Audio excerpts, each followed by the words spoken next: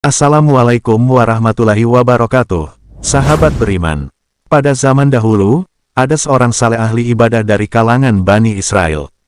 Namanya Juraij. Akan tetapi, Juraij pernah membuat ibunya kesal. Kesal sebab sang ibu sudah 3 kali datang menjenguk Juraij, tetapi keinginannya untuk bertemu selalu gagal.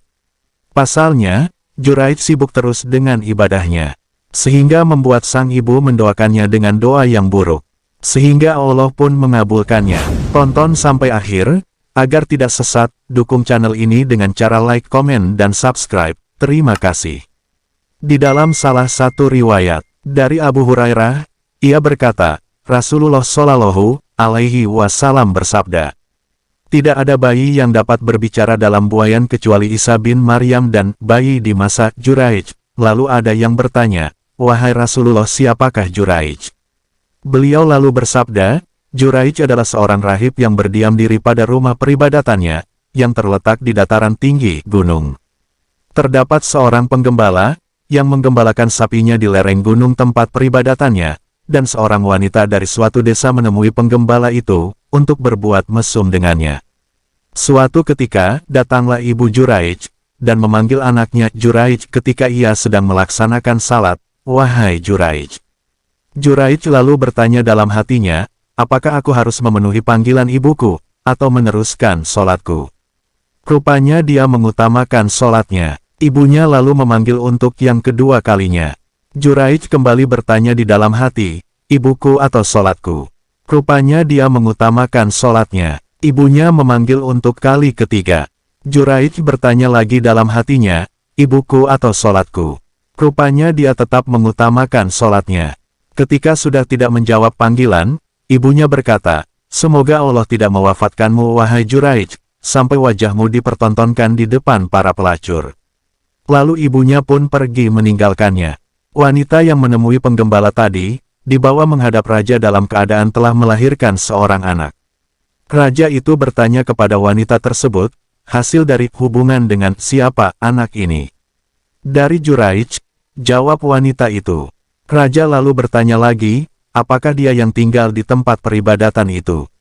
Benar, jawab wanita itu. Raja berkata, hancurkan rumah peribadatannya dan bawa dia kemari.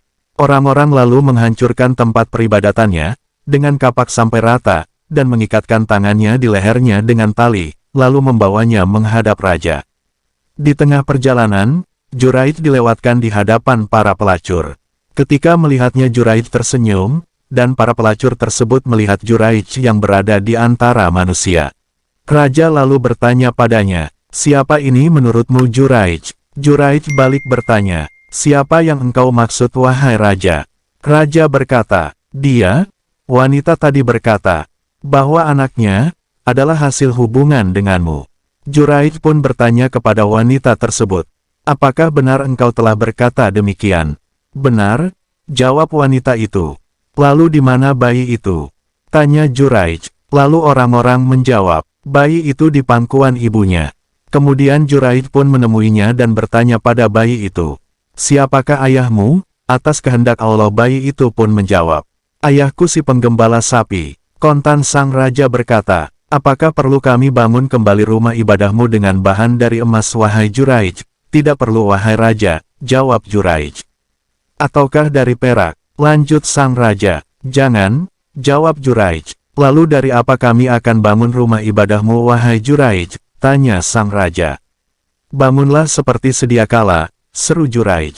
Kemudian sang raja bertanya, mengapa engkau tersenyum wahai Juraij? Saya tertawa karena suatu perkara yang telah aku ketahui, seru Juraij. Yaitu terkabulnya doa ibuku terhadap diriku. Kemudian Juraij pun memberitahukan hal itu kepada mereka.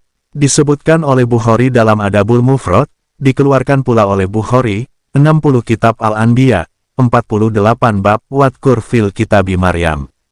Muslim, 45 kitab Al-Bir Wassilah wal Adab, halaman 7-8. Sahabat beriman, dari riwayat di atas kita bisa mengambil pelajaran. Betapa bahayanya, durhaka kepada kedua orang tua, dan menyakiti perasaan keduanya. Doa keduanya mustajab, meskipun doanya kurang baik. Sahabat beriman, Dukung channel ini dengan cara like, komen, dan subscribe, agar channel ini dapat berkembang dan selalu menyiarkan dakwah Islam berdasarkan Al-Quran dan hadis. Terima kasih. Akhirul kalam. Assalamualaikum warahmatullahi wabarakatuh.